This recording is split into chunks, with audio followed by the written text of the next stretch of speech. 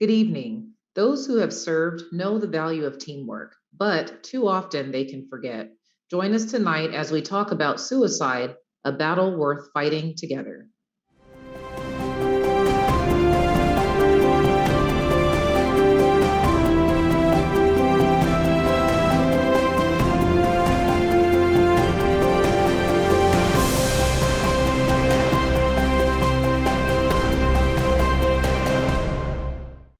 Thanks for tuning in to Veterans Voices this evening. I'm your host, Erin Esquer. Veterans Voices is a monthly television show that explores important issues that affect the veterans community. We encourage you to participate in the conversation tonight. If you'd like to ask a question, call us at 925-313-1170. Send us a message through Facebook at Veterans Voices 1 or email us at veteransvoices@contracostatv.org. We'd love to hear from you. And I'm Doc Shauna Springer. This evening, Veterans Voices will talk about suicide. We'll have an open and in-depth conversation about the discussion of suicide from a veteran's point of view. I'd like to welcome to the studio veterans Dee James, Michael Sugru, Grant Rogers, and John Davison. Welcome to the show. And we'd like to maybe kick off this segment right now, as Dr. Springer just mentioned. We're talking about a really sensitive topic tonight, suicide and suicide prevention. And so we kind of want to focus a little bit of this discussion, starting off with the struggle and the nature of the dark valley. So John Davison, we'd love to hear from you to kind of share a little bit about your journey. Well, I remember getting home from Vietnam in 1969. I was overjoyed that I was home alive. And I had been through one of the worst riots in military history at Long Binh Jail. It was my first night at my duty station, and the prisoners rioted and burnt the place to the ground. And as time went on and we rebuilt the prison, the guards felt like prisoners themselves. It was just a very intense situation. And I remember when I got home from the war, I thought I had it made. And the first sign of post-traumatic stress syndrome that ever came to me was my mother actually introduced me to this lady that she was working with at a store in Orinda. And I said, oh, this is great. This is my first date. This is great. I'm home from the war. I'm going to get back into social living again. I remember I went over to pick up this lady. And when she opened the door, there were about 9 or 10 hippies lying on the carpet smoking marijuana. And I was immediately turned off by that. But I still went out on the date. And I felt totally uncomfortable. I just did not feel in sync. And I remember a picture of at 7, got her home at 9, and I was actually relieved when it was over. And I remember getting home to my parents' home in Orinda, got out of my car and walked down to the garage above the swimming pool and burst into tears. And I laughed at myself after I kind of recovered, and I said, where did that come from? And little did I know that was the start of a downward spiral into depression and suicidal thoughts. It was just the beginning of PTSD, and I don't think we even had it labeled or known about yet. What about others of you? Did your time of struggle come on quickly, or did it develop over time? For me, part of it was instant, but I would say that the majority of it was over an extended period of time. I was involved in a very traumatic on-duty incident, a fatal shooting. And the very next day, I noticed immediately something was different about me. I was very irritable. I was isolating. I didn't want to talk to any of my family members. I felt completely alone. And honestly, I just felt like it was a nightmare that I was hoping I could sleep away. And it never went away. I started just gradually going further down the spiral and closing myself off with everybody. I didn't feel like there was a single person that I could turn to and talk to who would understand exactly what I was going through. And I'll be honest with you, I was ashamed and embarrassed. I didn't think there was any way out. Yeah. I think a lot of people have those kinds of feelings. Dee, you were going to... Yeah, I was just going to say that I, like Michael said, they came instantly. For me, I they were there, but I didn't know what it was. I just knew I was different. And after serving in Iraq for a year and experiencing some sexual trauma, for me, it was, yeah, I didn't know how to react. I think I was in survival mode for a long period of time. Grant, be interested in hearing from you as well, what your thoughts are on this as well, and what your experience might have been. Yeah, so for me, I actually wanted more of it. I actually went back and got some more. So I'm pretty stubborn, and went and continued to go and white knuckle it over and over again, and that was my way of dealing with it. So that picture right there is of me and Chris Hall in Iraq in 2009, 2010. And after I got out, I went into government contracting, and then Chris actually took his life in 2017. I got a phone call from his wife when I was downrange, and it was done. You know, it was just you know, and I had to continue to go and move on, and wasn't able to. Didn't really know how to mourn it. Right? Didn't have the I don't want to call it tools, but didn't have really the emotional capacity to mourn his death. And the other picture there is Billy Mueller, who we deployed together in 2012, 2013. And Billy had never experienced combat. And combat or not, you know, Billy recognized that that I was going through something, and he actually led me to back to baseball. Billy actually played, I played, and he's like, "Hey man, let's start throwing the ball." And I'll get into that a little later, but I actually ran from it and got addicted to the adrenaline and got ate up with the post-traumatic stress, and I just wanted more. So That's an interesting perspective too. And I think something to note in your discussion just now, Grant, was the fact that you had something happen to someone else. So someone else took their life, and somehow that was kind of a trigger for you to kind of chase after this. I don't necessarily call it a high of any sort, but just after that adrenaline rush. I don't know, for some of the other panel guests, do you guys have anything kind of similar to that type of expression or experience at all? I know that when I was on duty, you know, I was fully operational and I was in the mode and I was able to do the job. It was during the downtime, which is where I really suffered. And so that's where I really realized there was a problem. But one thing to note I did, and it's kind of like chasing the adrenaline, is I purposely put myself in dangerous situations on the job, hoping that I would die in the line of duty. Yeah. I never thought about taking my own life, but I literally hoped that I died on duty. I thought if that happened, you know, people would remember me and I would die a hero, and there was no shame in that. And so I literally put my officer safety aside, I put my training aside, and hoped that something would happen.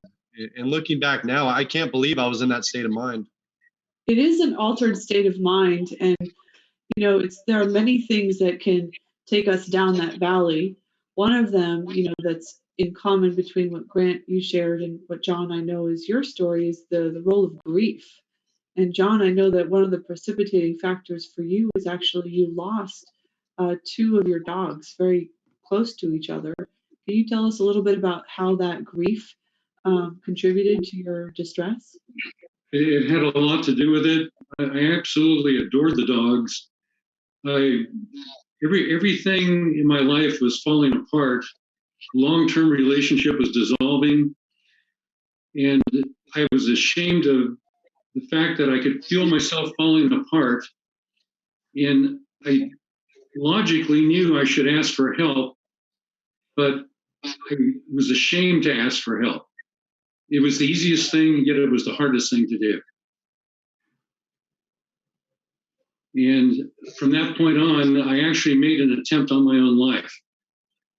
And thanks to fabulous friend Mike Segru and several police officers, I survived it.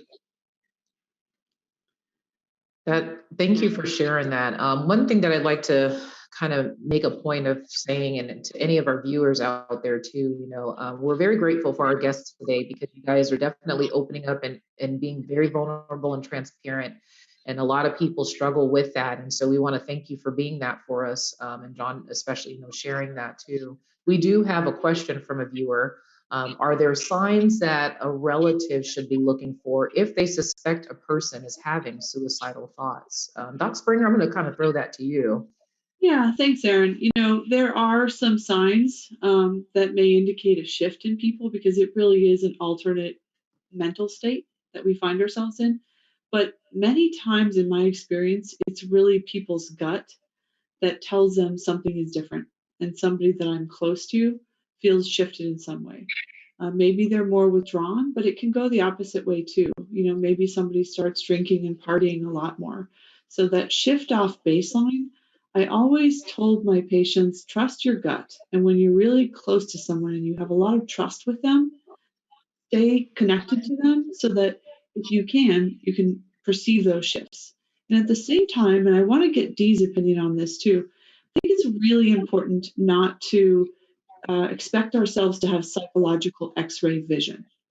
That I think half of the equation that we don't talk about often enough is changing the culture so that human struggle is seen as the norm, that valleys are seen as a universal human experience and not something that's odd or weird or shameful, so that we set this culture in our tribes and in our friendships so that we can talk about it when we're not okay. And I know, Dee, you have a lot of thoughts on this too, so I'd love to hear from you. Yes, something that I've done, it's just try to normalize the conversation. And for me, just coming from a Mexican background, very, very, very traditional, where mental health was really not something that we look forward to or something that we even talked about. It was a huge stigma for us. So now that I'm in this space and that I have the opportunity to share with others and to be here, have survived my own struggles, I try to make it a point that, having suicidal ideations, I don't know, sometimes I feel like it's like having a toothache. So you should go to the dentist, and mental health should be like whenever, you need to see somebody, it should just, it needs to be normalized. And just by sharing this space, and I know Michael and everyone else in here is sharing that. So it was definitely a struggle coming from a different background. So something kind of that that you just spoke on, Dee, is creating that safe space and creating this sense of normalcy with having these very uncomfortable conversations.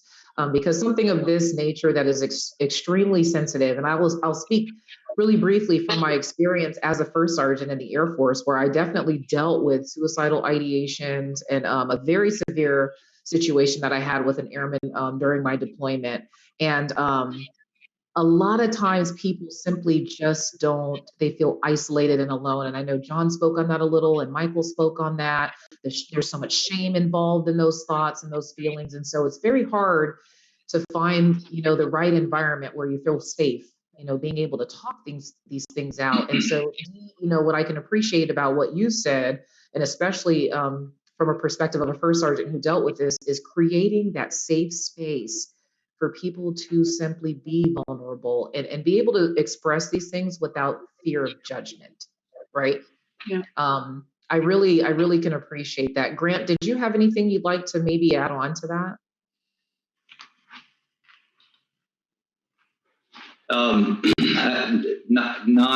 Not really. I'm just taking all of it in, just digesting it. Yeah. Well, we appreciate I'm sorry. Go ahead, Dee. If I may, I want to circle back to Michael's experience. And he went through this as a police officer, but as I was listening to him, I realized how similar it was to how I went through in the military. I was going on missions. I was volunteering to go on I don't want to missions. interrupt. I don't want to interrupt this very important conversation. I do want to carry this over into our next segment, though. So please hold that thought. We'll continue our conversation about suicide prevention right after we take a look at this month's shadow box. But first, we want to share a few of the many resources available if you or a loved one is having suicidal thoughts. The Veterans Administration can help. To find a facility near you, please go to mentalhealth.va.gov or va.gov/find-locations. The Substance Abuse and Mental Health Services Administration is another good place to start.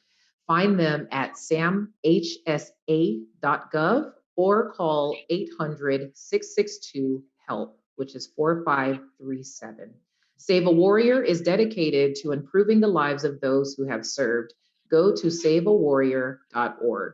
You can find a complete list of all of these resources on our Facebook page, facebook.com/veteransvoices1. Hello, I'm Nathan Johnson, and tonight we have a very special shadow box for the show. Daniel C. Helix enlisted as an Army private in 1948.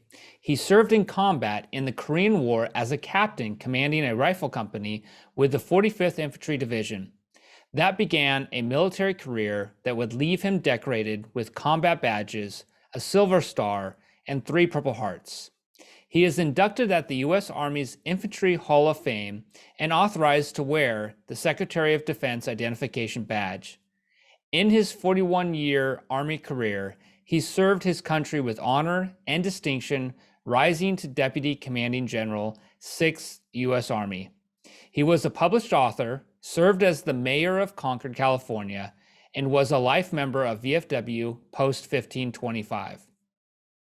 We honor his service and dedicate this show to his memory. What would your advice to be to other veterans who are considering writing about their military experience? Oh, I would encourage it. You know, I think one of the things that will help veterans, you cherish the time when you can be by yourself and put your thoughts down in writing. For me, the purpose of writing was, as I said earlier, to exorcise the demons.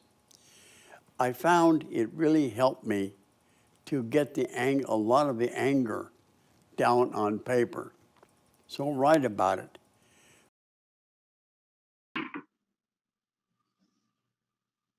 Dan Helix was a friend of Veterans Voices and will be sadly missed. If you have any questions or comments for our panel, please call us at 925-313-1170 or send us a message through Facebook at Veterans Voices 1 or by email at veteransvoices@contracostatv.org. Tonight, we are talking with veterans about suicide, a battle worth fighting together. Dee, I'd like to come back to you. You were making an excellent point in our previous segment, and I definitely want to give you that space here to continue on with what you were saying. Yeah, I just wanted to say that going back to Michael's experience, he went through an experience that from the law enforcement perspective as a police officer. And I experienced something very similar as a soldier deployed to Iraq. It was an alter reality. I was going on additional missions. I was going out every day, volunteering for additional duties, and really just being reckless, for lack of a better word, because it was better if something happened to me downrange. It was, I didn't want to have to go back to face what I kind of knew inside me. So although military law enforcement and military, are 2 different careers, but we often overlap on that sense of duty and that sense of others before self. It's interesting that you brought that up, Dee, because we did have a show not that long ago where we talked about law enforcement, and a lot of our veterans actually, funny enough, they'll go into the law enforcement career fields after their time of service in the military, and you do see a lot of correlation between exactly what you just said. So even though they might be different scopes of practice, it seems like we have a lot of veterans that do kind of go towards that type of work, or even just first responder work in general, because of that nature of wanting to serve and still have an impact. And so it's interesting that you brought about that point. Michael, anything that you'd like to add to that, specifically because of your law enforcement background? Well, I did serve in the military for 6.5 years in military and law enforcement, and then I transitioned into civilian law enforcement. And Dee is absolutely correct. These careers, we're drawn to them. We're natural caretakers, but we're also trained to be warriors. And that starts in the field training program, the police academy. It also starts in basic training in the military. Then we go on to our specialty trainings. And the fact is that, we have to be trained to think that we're invincible, that we can go into the most dangerous situations without hesitation and take care of business. I mean, that's what we're trained to do. What we're not trained to do is to admit that we're human and talk about our feelings. And when Dee talked about being reckless, the sad truth is that's accepted in our culture. Being reckless is a form of machismo, of bravery, of courage in our culture. We need to flip that, and we need to change that to make talking about our feelings and our emotions, that's true bravery. That's true courage. Yeah, that's the hardest thing for many of you to do. John, you picked up on that theme as well, that asking for help is the hardest thing for you to do. And like Michael, and as Dee's talking about, you were in the military and then you went into the Walnut Creek Police Department as a reserve police officer. What would you like to add to the discussion? I'm going to probably try and backtrack a little bit. I just wanted to say one thing. You were talking about looking for the signs or a gut feeling that somebody's in trouble. My best friend from high school and college took his life over a woman I introduced him to in a relationship that did not work out. And I remember we were driving off to a movie one night, and he said, "You know something, John? The world is moving too fast. We've got to slow down. We've got to start getting back to children and animals and decent things like that." And the first words out of my mouth were, I said, "You're not going to do anything, are you?" And he said, "No," but it was a definite sign. And I kind of caught it, but I really didn't. Mm-hmm, mm-hmm. Yeah. Grant, what are you thinking? I can see your wheels spinning and love to bring you into the conversation here about getting help or turning that corner towards recovery. Yeah, absolutely. Thank you, Shauna. For me, sitting in the darkness is or was easy, and sometimes it can creep in. It always creeps in, right? And used to, I would give in and numb and avoid because that was easy. It's hard to reach out for help. It's hard to wake up and go work out and have healthy conversations. It's easy to talk about the past. It's easy to feel sorry for yourself and play victim, right?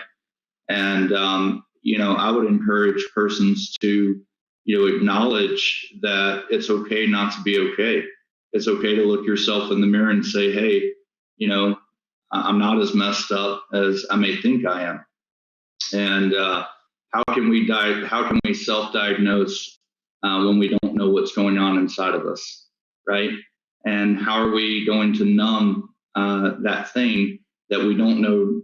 We don't know what's going on inside of us, and so we have to put our guard down, trust someone that loves us, and first and foremost, we have to love ourselves, right? So that for me, helped me. It helped me when I talked to Billy. It got me to Hero Sports. It helped me when I talked to Jake Ware. It got me to Save a Warrior. And ultimately, I have to do the work for me, right? And if someone is out there, struggling, you have to come to terms with you are human, and it's okay not to be okay. And we are one team, and we are one fight. No matter creed, we're in this together, and that's the most important thing. Is that no one person, no one human is better than the next.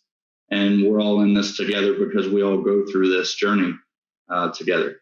That's right. I mean, the fact that our strongest and our bravest, people like yourselves, have been in that valley and continue to show courage to talk about being in the valley, just to me is evidence that human suffering is universal.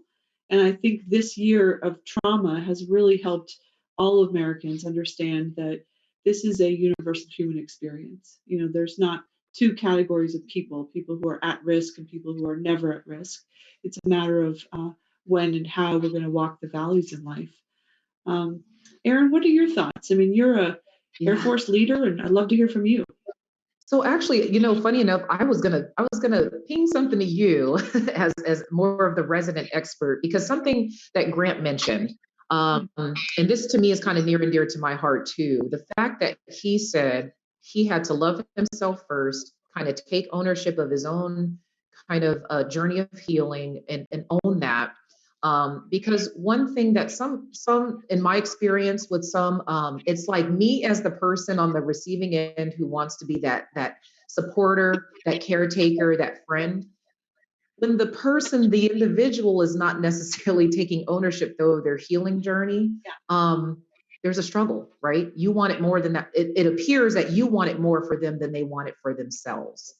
So for me, Doc Springer, help us out, help us understand what can we do as the supporters if we're in that predicament where it seems like the individual, we know they're struggling, they're not necessarily really ready to open up, they're not really putting forth that effort or really owning that healing process, but yet we still want to support them without pushing them away. What in the world can we do? Well, one of the things is that we have these conversations in a gap of status, and we don't do that intentionally. But when we come to people who are struggling, we say, "You look different. Are you struggling? Are you having thoughts of hurting or killing yourself?" If we don't first act as a kind of sapper, a sapper is somebody who goes and blows up obstacles so that someone can safely navigate the path ahead, then they are much less likely to tell us what's actually going on. So the way that you engage with them as a sapper is you level set and you say, we all have times of struggle. I know because I've been there. I've had those times of struggle myself. And I'm noticing things that are different in you. And I really care about you. And I don't want to lose you. So I want you to know anything you can tell me would not change my opinion of you because I've been there myself. And when you have that conversation, you ask that question in the context of equalizing the power in the relationship and coming as a fellow human to walk with them, not as somebody assessing if they're broken, then they're much more likely to tell you what's actually going on. Because if you get the wrong answer, oh no, I'm fine, I would never, and they're actually struggling inside, they're more likely to maintain that story than open up. So it's really important to have those kinds of conversations in the right relational context where you've set the trust and you've said, I'm with you, not I'm above you here to assist you. And that's one of the crucial things I think that we need to do, not just healers, but peer supporters and people that are walking with those who are suffering. Thank you so much. I really appreciate that because I know that I serve a community that we have very similar struggles with that. Like we really want to help so badly, and sometimes maybe the delivery, like you said, or maybe just the approach, or just establishing that trust factor, or creating that safe space again, like we've been saying. Dee, I noticed you were shaking your head a lot during that conversation. Did you have something to add to that? I was just going to add that, yes, loving yourself and walking that path with others is what really was a turning point for me. I started working for Wounded Warriors, and me giving back and hearing the stories of other veterans and the struggle of other veterans, it really humbled me to really take a look at myself and like redefine who I was, redefine what I wanted to do, redefine what are the things that I loved and that I was here for. So I think once you start that, then the journey begins. Yeah, Michael, you have a lot of thoughts on that. We have about a minute and a half left in this segment. Anything you want to add to what Dee shared? I think, the trust and knowing that you're not alone, those are two very big factors. And for me, one of the turning points was going to meetings with fellow first responders who had been through similar situations. And that's where I really learned that I wasn't alone. And knowing that you're not alone is key to this whole thing. I soon realized that so many of my brothers and sisters were going through the exact same things that I were. And they're the ones that gave me the strength and courage to speak out and to be comfortable talking about my feelings. And that was key to part of my recovery, is having others that can truly understand you and help you along that path. John, I was just curious because I kind of saw you do a little head nod as well, but did you have something to kind of add to that conversation as well? Just the courage that Mike found through his therapy on post-traumatic stress syndrome with first responders, it gave him the courage to go out and be able to talk about what was really going on, and the ability to hurt inside and yet talk about it. That we're basically all human beings when it comes down to it. Absolutely. I really, again, I just want to continue just to reiterate how grateful we are that you guys are really opening up and sharing. And this is truly, kind of modeling exactly how this kind of conversation can actually happen. And it serves as a great place, as a healing ground for anybody that might be going through any particular struggle. So we appreciate you all kind of sharing a little bit about how you kind of emerged out of the darkness and moving into a place of healing. So we'll continue our panel conversation after a lighter look at military news with this month's Scuttlebutt. First, here are a few of our many more resources that are available if you're battling difficult thoughts. The West Coast Post-Trauma Retreat helps participants recognize and manage post-traumatic stress injury. Learn more at frsn.org. Stella uses a medical procedure to help address the effects of post-traumatic stress. Find them at stellacenter.com. The American Association of Suicidology develops programs to educate people about suicide. Go to suicidology.org or call 202-237-2280. You can find our complete list of resources on our Facebook page, facebook.com/veteransvoices1.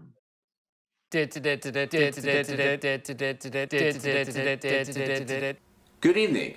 I'm your host, Corporal Smuggatelli. Welcome to a new segment of Scuttlebutt. If you're worried about my appearance, please do not worry. As you can see, yes, I might look out of rank, but technically, I'm actually in the correct regulations for first civ div. You're probably just jealous. If you're wondering where Sergeant Hogwash went, please do not worry. He's living it up in Camp Miramar playing beach volleyball with Tom Cruise, which is where I want to be. Instead of being here, doing this. First thing on the docket. Snakes.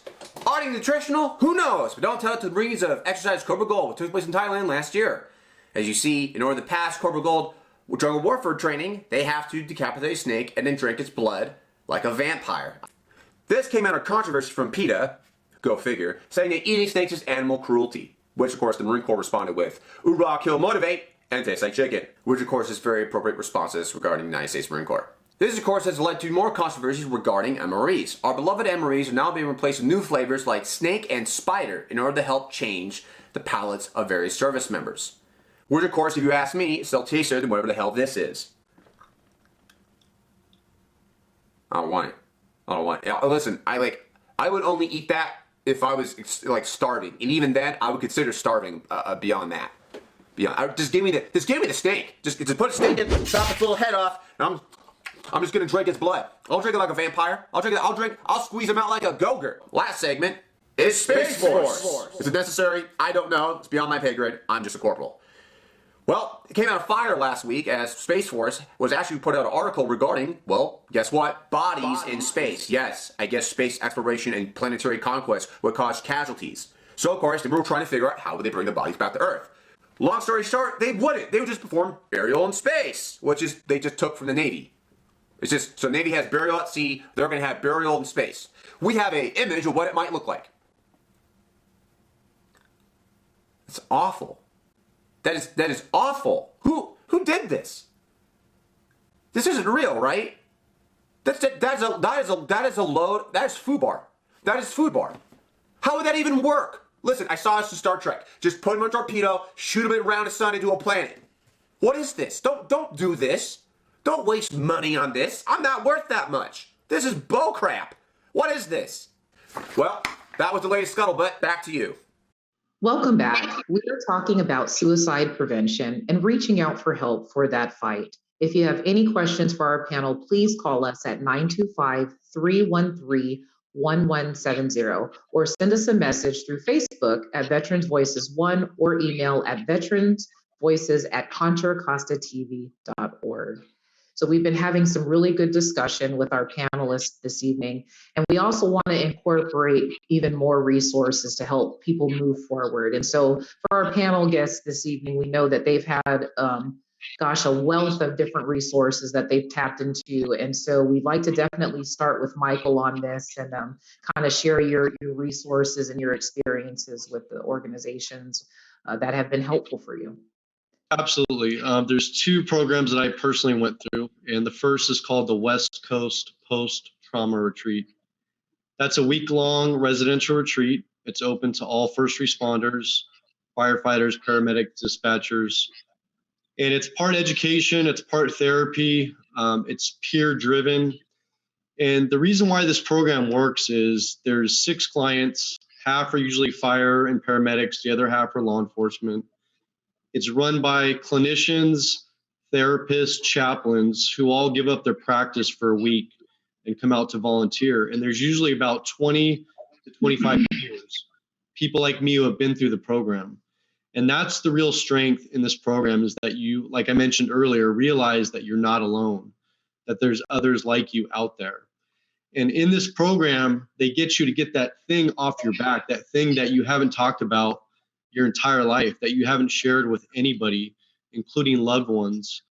And it's amazing. I mean, it's amazing. The other program is called Save a Warrior. It's similar but different.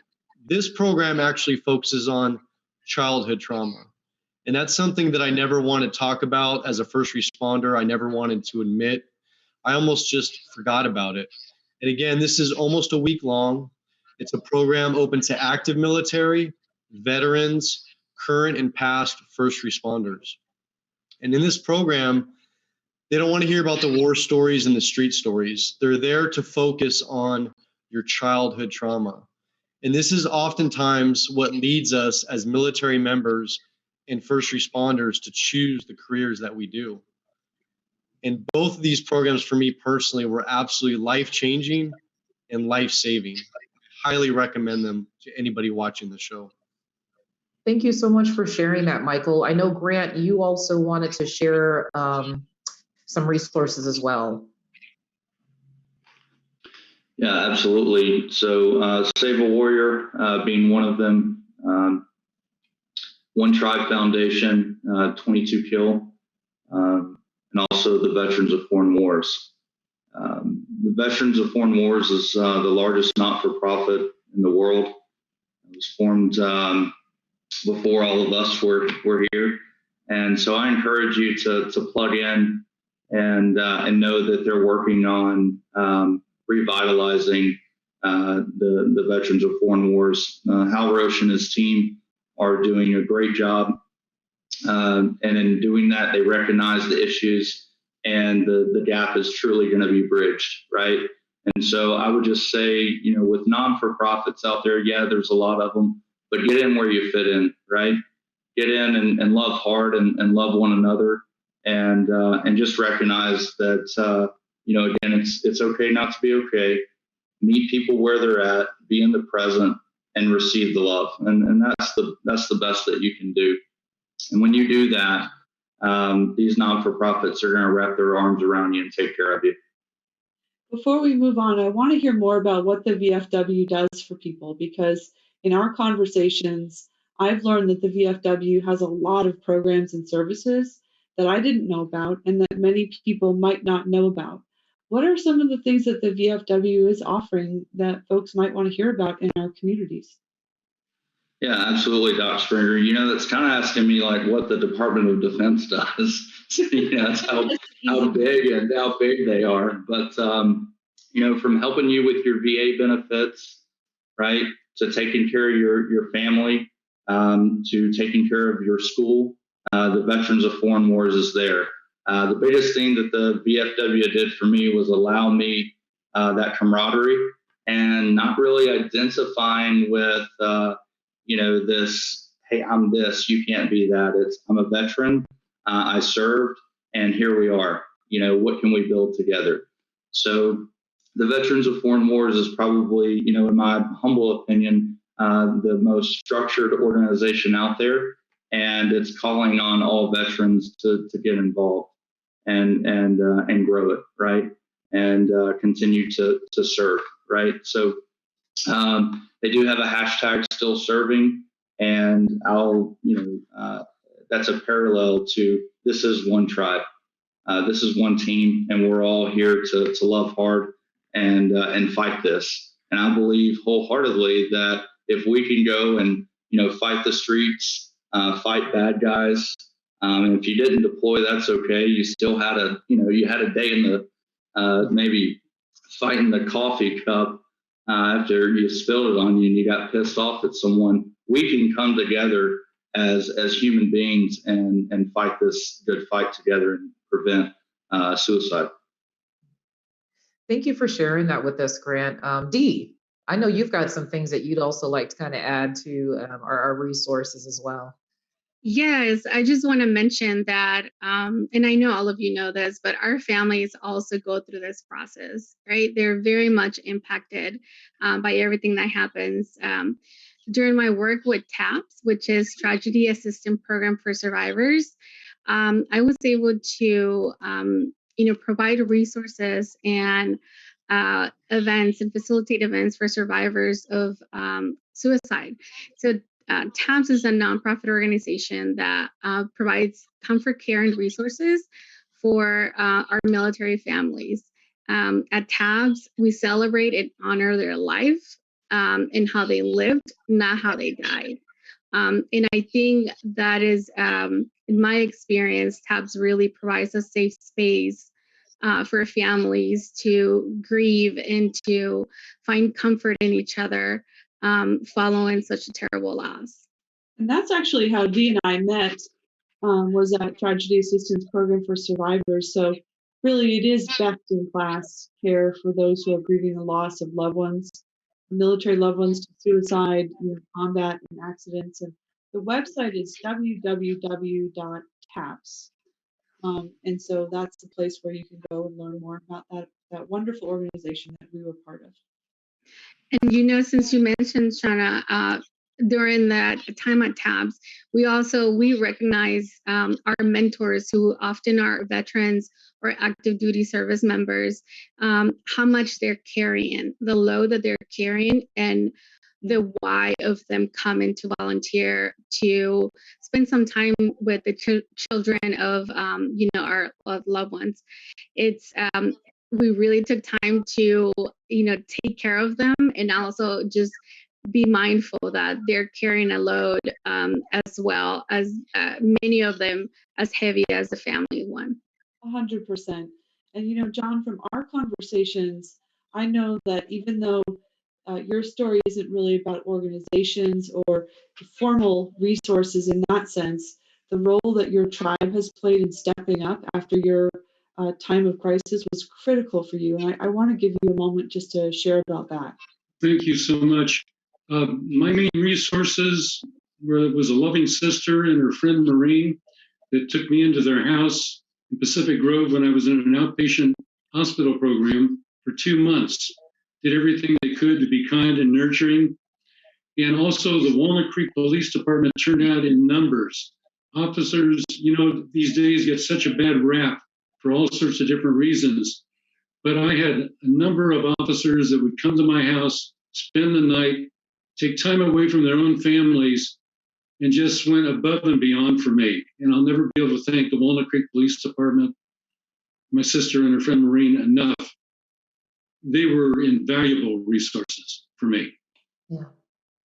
I think that's a good point, Doc Springer and John, to bring up, your tribe, your family, your friend network, whoever those individuals may be. And for our viewers out there, for those of you who have had to be in that friend role, that supporter role, just know that as we've talked about these resources, You can also take time to tap into those things too and just see what's being offered as for the supporters too. Because I know that even in previous shows, I believe Doc Springer, you can probably speak to this, but we've definitely highlighted the fact that and as Dee mentioned, the caregivers, the friends, the family, they're also going through this journey with you. And we're not always too sure, as far as the resources, what's necessarily available for our loved one that we're caring for, but also the support that we as the supporters need in order to help, facilitate this healing process as well. So just kind of curious, Doc Springer, any other thoughts on that? Yeah, I definitely would say that, secondary PTSD is a real thing. When you're living with someone who has trauma or is in a time of real crisis, especially if you don't really understand what is the cause or what is the nature of it, it can cause trauma and, in fact, PTSD in loved ones. And so Stella, as an organization, has really been attending to this and treating secondary PTS.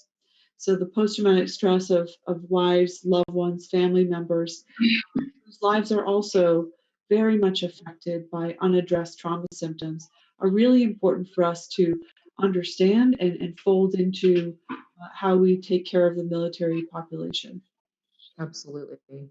Michael, did you have anything that you wanted to add to that? I kind of noticed a head nod from you as well, so just wasn't sure if there was something else that you'd like to kind of add to the conversation.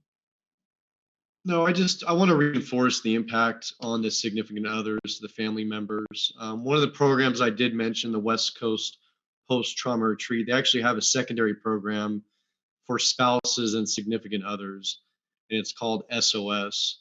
And again, it's a week-long program, but it's absolutely amazing. And the beautiful thing is, once you go through the West Coast Post-Trauma Retreat as a client, then your spouse or significant other is eligible to go through that secondary program. And I highly, highly recommend it. And, one thing I do want to mention about Save a Warrior, which I forgot to mention, is the fact that there is no cost to that program. Save a Warrior is funded 100% by donations. And so there is no financial barrier preventing anyone from going to this program. All you have to do is drive yourself to either California or Ohio, and this program will save your life. And again, there is no cost. It's open to active military, veterans, any first responders. Thank you, Michael. We have about 2 minutes left in the segment. Anybody else feel like they haven't gotten to share a resource that was really critical for them? Grant, jump in. Yeah, so, part of the avoidance and living in the darkness, and there's a lot of folks out there that will, hop from one nonprofit to the next, looking for that, I call it a sugar high. And I would encourage, you to slow down and look inward and focus on your relationship with yourself, and maybe call, if your mom, dad, whomever is still alive, call them and don't force anything down their throat. They're not going to understand, but try and, reopen the conversation and meet them where they're at, see where they're at in their life. Maybe they want to hear from you. Right. And so that's what works, for me, was calling my parents and asking for forgiveness. Part of what worked for me in my journey, right? Because I'm not dead yet, so I'm still going. So relationships are super important, and loving, that family member that may not have heard from you in a while, and call them and tell them you love them. Thank you so much for sharing that, and just that whole reiteration of truly loving yourself, and knowing that it's okay to not be okay and accept that. We've had such great conversation, and we really hope that our conversation has shed some light on suicide and the veterans community. When we return, you will hear a veteran's voice, and this month's Veterans Voices correspondent, Noga Kessler, will talk with Army veteran D.M.Grush. If you or someone you know is struggling, please reach out. Here are a few more of the many resources that are available. Veterans of Foreign Wars provide social connections with other veterans. Find a VFW post near you at vfw.org. The One Tribe Foundation provides suicide prevention through empowerment. Go to 22kill.com to find out more. Operation Freedom Paws helps veterans train and develop relationships with service dogs. Reach them at operationfreedompaws.org. You can find our complete list of resources on our Facebook page, facebook.com/veteransvoices1.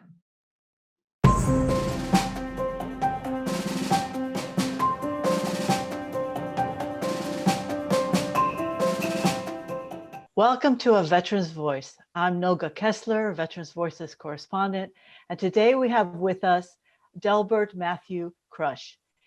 Delbert served in the United States Army as a paratrooper of the 82nd Airborne from 2004 to 2012. Welcome, Delbert. Thank you. It's a pleasure to be here, Noga. Thank you. So why don't we start a little bit now with maybe sharing on how you chose to join the military? Let's see, motivators for enlisting. I'd say that my single motivator was wanting to do better by my child. I feel that I come from a challenging upbringing. I had adverse experiences with childhood sexual trauma, abuse, criminal activity, divorce, things like that from my family of origin. Economically, I just wasn't able to do as well for a child that I was bringing into the world. And that served as a single-handed motivator of wanting to do better by my child and looking for structure, discipline, connection, things like that for myself also as a young guy. And going in, as you stated, I enlisted in 2004, right during the Bush administration, the end of that. Things were really picking up with Iraq and Afghanistan at that time.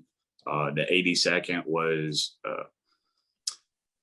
a big contributor to rapid cycle deployments through both of those conflicts. And I didn't expect being a paratrooper when I enlisted. It was just something else that happened. And fortunately for me, I had stability at Fort Bragg.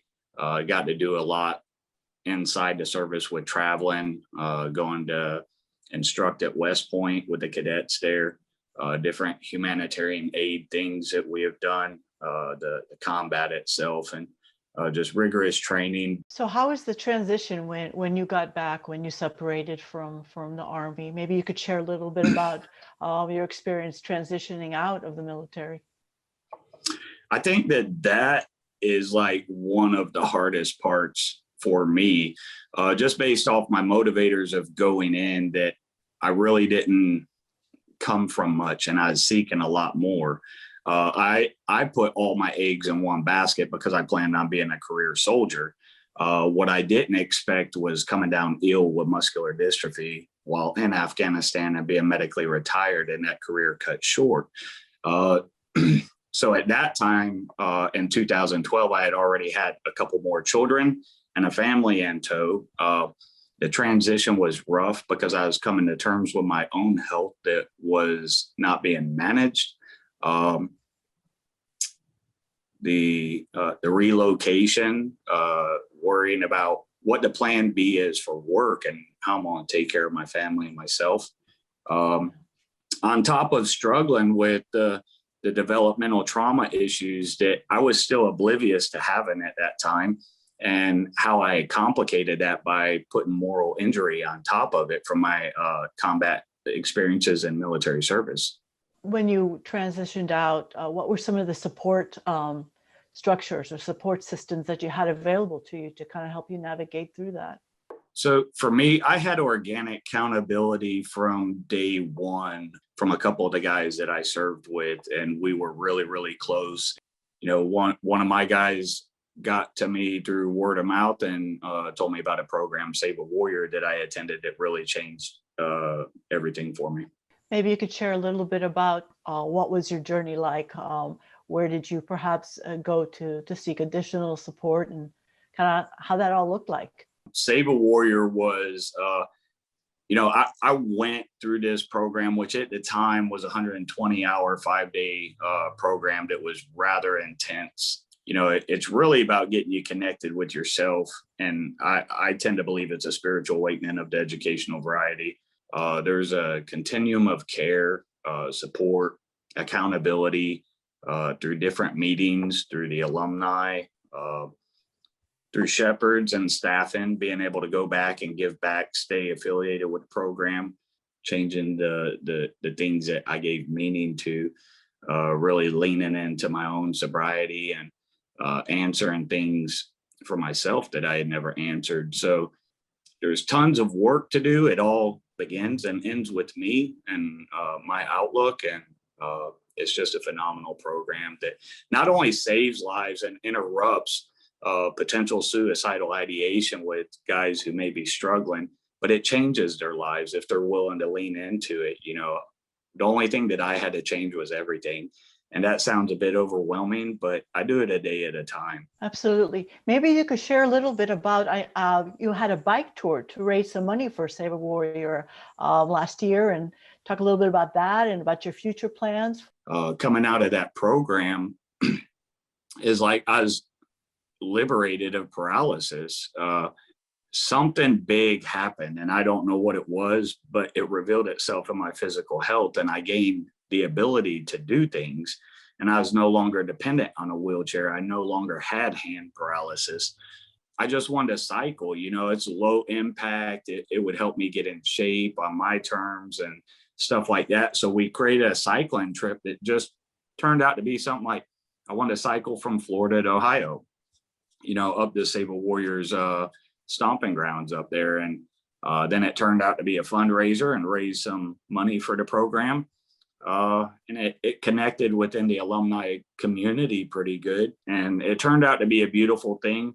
And we completed a trip, which was monumental for me to hit this level of success of living with muscular dystrophy, having been risen from a wheelchair. And so we completed 805 miles over 17,000 feet of elevation, touched 10 states, impacting communities and embedding information. And just generally cultivating healthier relationships within our alumni in that program. So after we completed that, it took me about 3 months to recover from that trip. Sure. And the idea come up that they have a second location in Simi Valley, California. A committee come forward to plan, organize, and structure things a bit better for this trip with a more ambitious goal of raising $500,000 for this program. And so we're slated to do that September 1st to September 30th of 2021 here. Yeah, I'm looking forward to it. And it's a little scary. That sounds amazing. Phenomenal. Wow. We look forward to seeing how the tour goes for you, and keep in touch as you go through the tour. And thank you so much for sharing. And it was wonderful having you here, sharing your story with us. It's my privilege. I appreciate you having me, Noga. Thank you for tuning in the show tonight. We hope we have left you with a better understanding of the complex issues surrounding the subject of suicide. If you or someone you know is battling these feelings, please reach out. That first step can make all the difference. If you are experiencing thoughts of suicide, call the Veterans Crisis Line. There is always someone who understands, just a phone call away. Call 1-800-273-8255 and press 1, 24 hours a day. Find our full list of organizations helping to battle suicide on our Facebook page, facebook.com/VeteransVoices1. Veterans Voices is brought to you in part by contributions from the Veterans Affordable Home Program, serving those who served us, ensuring the American dream for our veterans. The Diablo Valley Veterans Foundation, dedicated to helping veterans near you. To rewatch tonight's episode, check back on our homepage later this week or check your cable provider's schedule for rebroadcast times. You can also rewatch this episode and many others on our YouTube channel, Veterans Voices of Contra Costa, so be sure to subscribe. Our next show will air on Monday, May 10th at 7 p.m. We will talk about sexual trauma and the military. Be sure to tune in. To all our veterans and their families, thanks for watching and have a great evening.